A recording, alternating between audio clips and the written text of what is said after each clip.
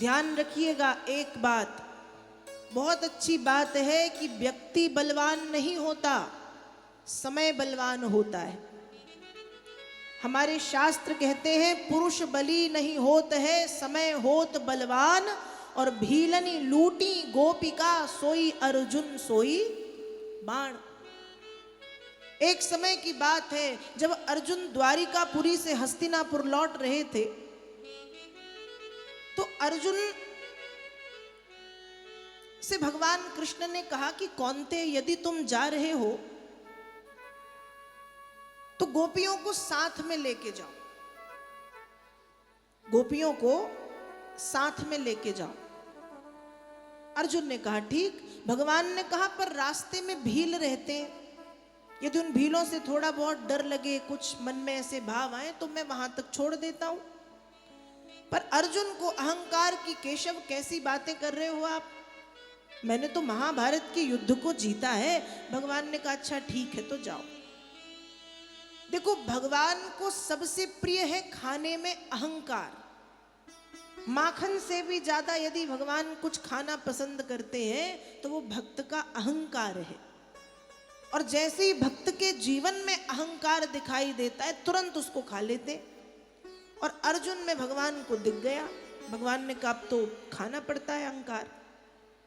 भगवान ने कहा जाओ।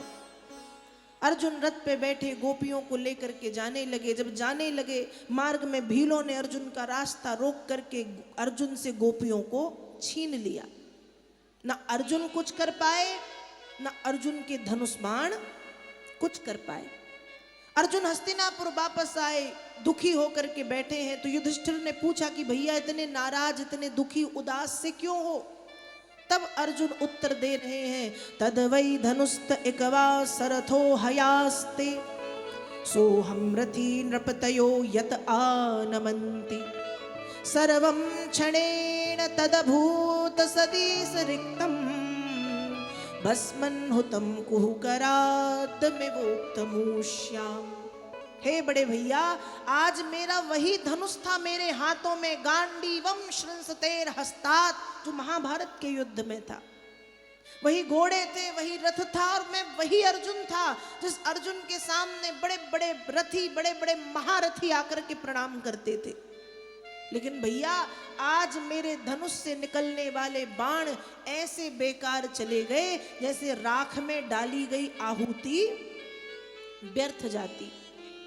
राख में आपने मान लीजिए कंडे जलाए, पर वो कंडे जलते जलते इतने जल गए कि राख बन गए।